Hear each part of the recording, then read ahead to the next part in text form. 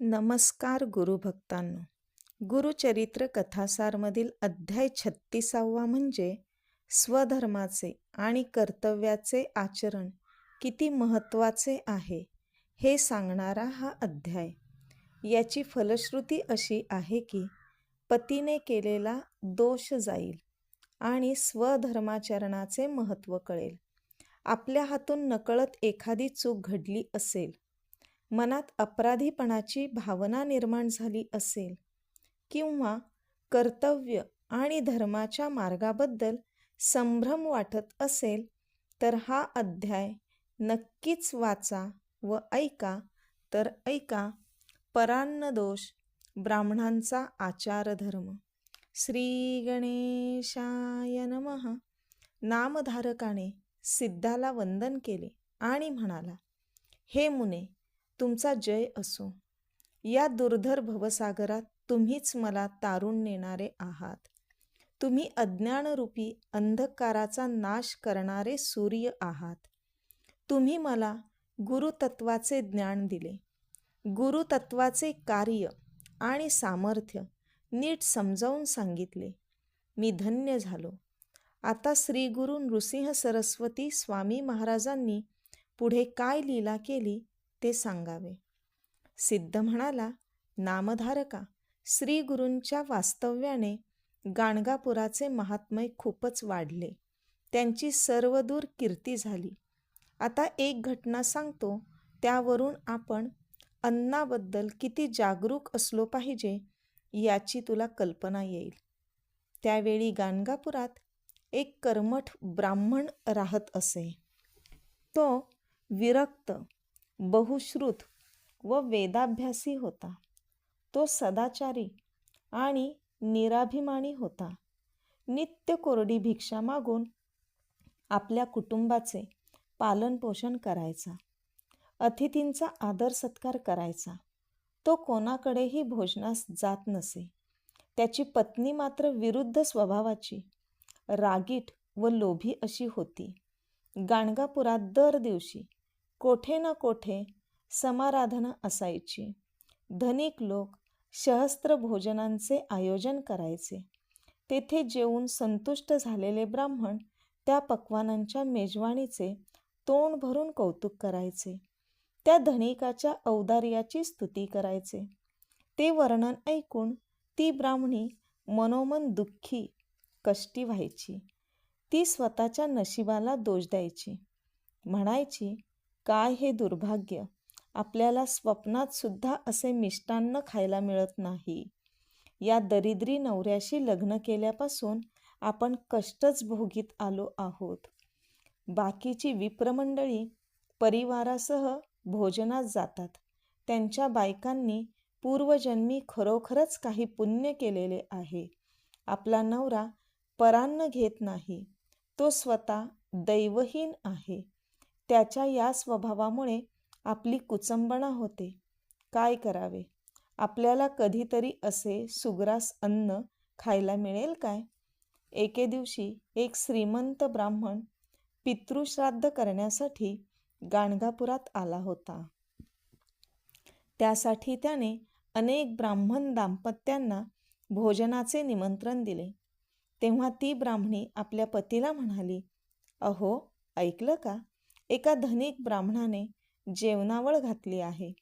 तेथील पंचपक्वानांचे भोजन करून लोक तृप्त होत आहेत. तो ब्राह्मण वस्त्रे आणि द्रव्य दक्षिणाही देत आहे. आपण तेथे जायचे का? त्यामुळे एक दिवस तरी चांगले अन्न खायला मिळेल. असे अपूर्व मिष्टान्न सेवन करावे अशी मला इच्छा झाली आहे. तुम्हाला यायचे नसेल तर कृपा करून मला तरी जाऊ द्या.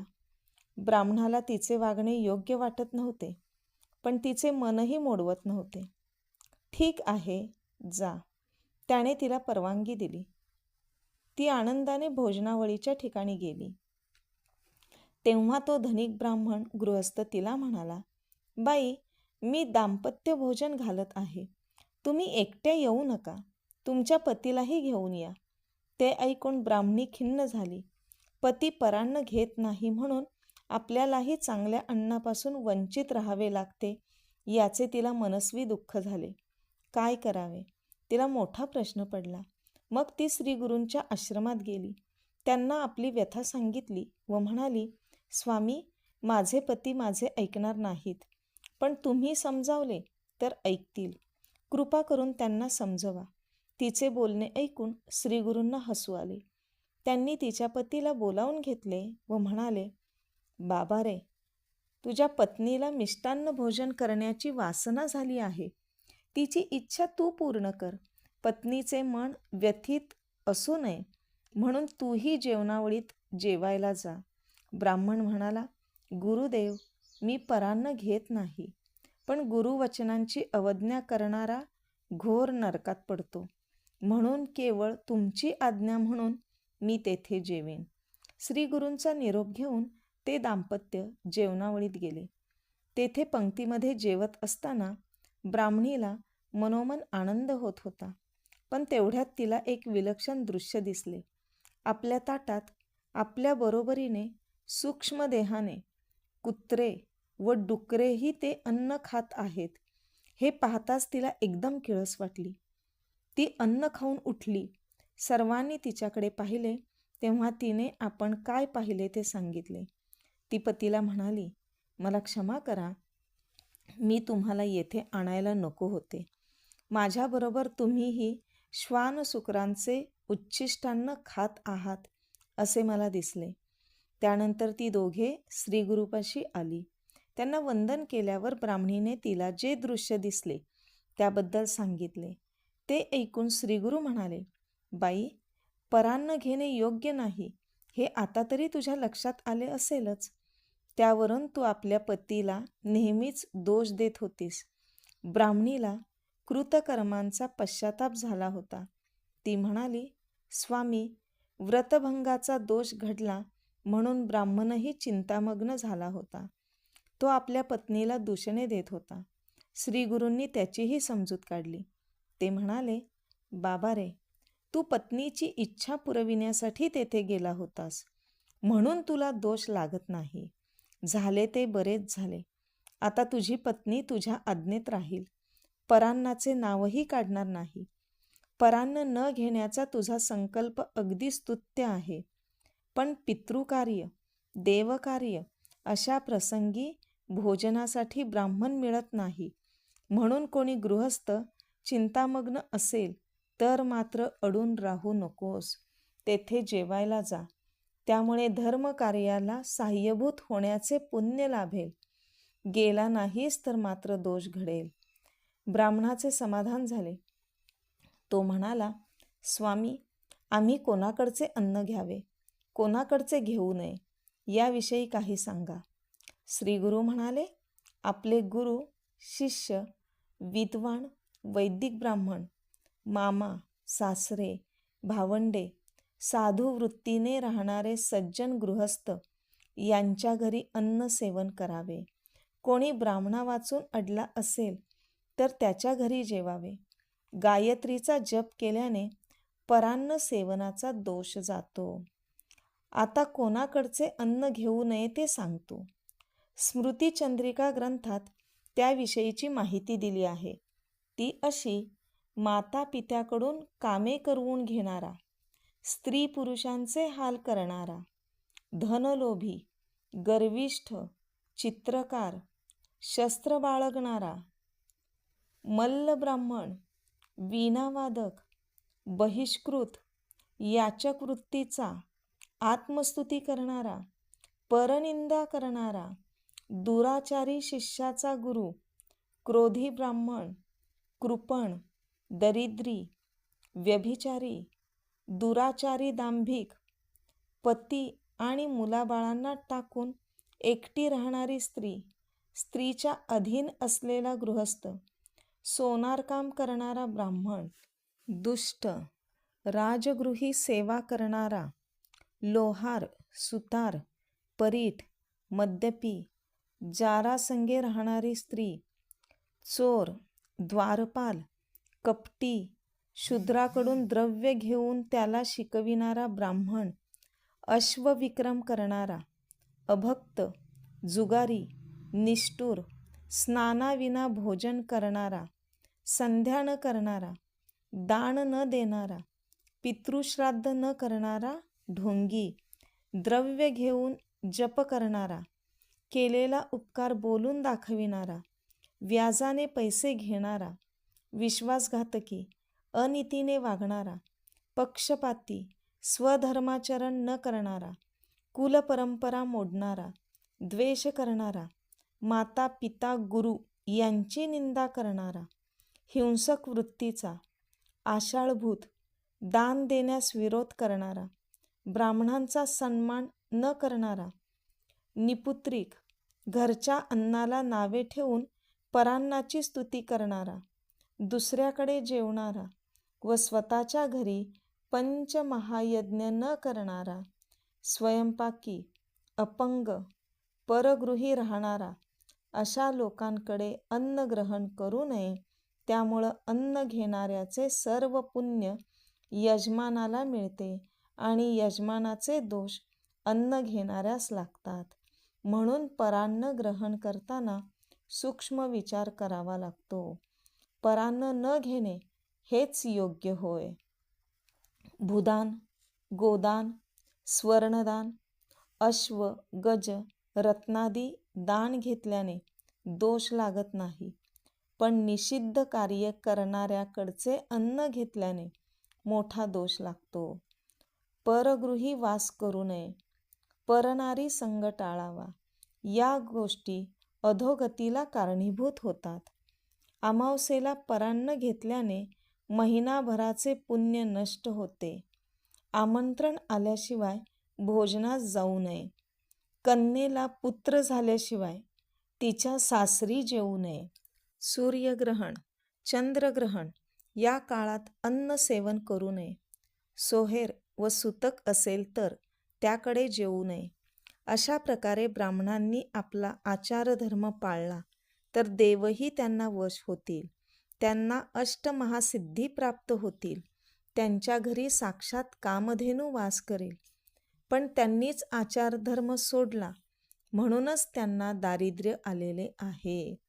तेव्हा तो ब्राह्मण म्हणाला, गुरुदेव, आपण कृपेचे सागर आहात. आम्हा भक्तांचा आधार आहात. आमच्यावर कृपा करा. आम्हाला ब्राह्मणांचे आचरण कसे असावे त्याविषयी काही सांगा. त्यावर श्रीगुरु म्हणाले, पूर्वी अनेक ऋषी नैमिषारण्यात तपश्चर्या करीत होते. त्यांना पराशर ऋषींनी ब्राह्मणाचा आचारधर्म नीट समजावून सांगितला होता. तो असा: पहाटेस उठावे, आपल्या गुरूंचे स्मरण करावे, ब्रह्मा विष्णू महेश यांचे ध्यान करावे, सूर्यासह नवग्रहांचे स्मरण करावे, सनकादिकांचे स्मरण करावे, नारद, तुंबर, सिद्धपुरुष, योगीजन, सप्तर्षी, सप्तसागर, सप्तद्वीपे, सप्तभुवने, सप्त पितृदेवता व इष्टदेवतांचे स्मरण करावे.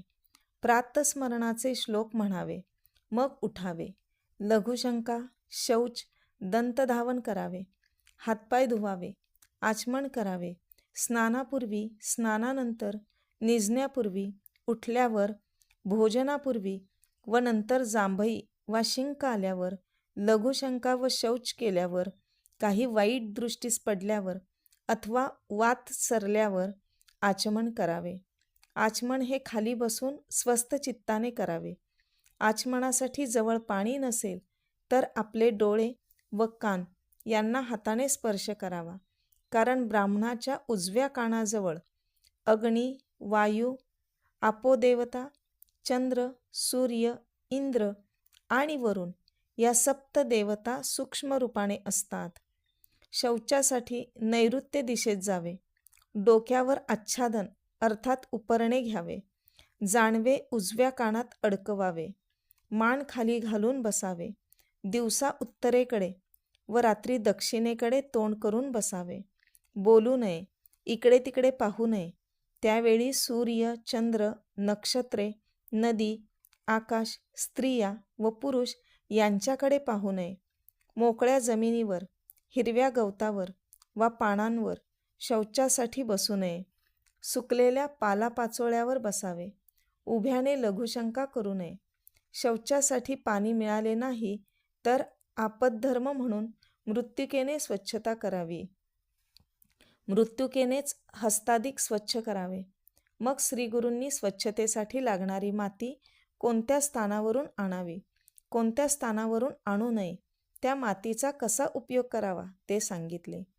त्यानंतर श्रीगुरूंनी व्यवहारातील स्वच्छता कशी राखावी, आचमन कसे करावे, ब्राह्मणाच्या उजव्या तळहातावर कोणती तीर्थे असतात, विष्णूच्या 24 नावांचा उच्चार केव्हा करावा, दंतधावनासाठी कोणत्या वनस्पतीच्या शाखा वापराव्यात, स्नानाचे काय महत्त्व आहे, स्नानाचे प्रकार कोणते, त्यांचे स्नानफळ काय आहे, स्नान केव्हा करावे, कोठे करावे, कसे करावे, स्नान करताना कोणते मंत्र म्हणावे, वस्त्रे कोणती नेसावीत, भस्म, चंदन इत्यादी कसे लावावे, अवयवांना भस्म लावताना कोणत्या कृष्णनामांचा उच्चार करावा, दर्भांचे प्रकार किती, त्यांचे महत्त्व काय आहे, अंगठ्या कोणत्या, त्या केव्हा धारण कराव्यात, संध्या कशी करावी, संध्येचे मंत्र आणि विधान कसे आहे, मार्जन कसे करावे, अर्घ्य का द्यावे, यावर समग्र विवेचन केले. त्यानंतर जपासाठी वापरावयाचे आसन, जपाची वेळ, गायत्रीचे स्वरूप, गायत्री मंत्र जपाचा विधी, गायत्रीचे प्रकार, गायत्री मंत्राचे महात्म्य, ब्रह्मयज्ञ, पितृयज्ञ, तर्पण या सर्व गोष्टींची समग्र माहिती सांगितली. त्या अनुषंगाने सदाचारी ब्राह्मणाचे आदर्श आचरण कसे असावे हेच त्यांनी सांगितले. आपल्याला अध्याय आवडला आहे तर व्हिडिओला लाईक करा व चॅनलला सबस्क्राईब करा आणि ऐका पुढील अध्याय. दत्तगुरूंच्या कृपेने तुमच्या सर्व मनोकामना पूर्ण होवोत. श्री गुरुदेव दत्त.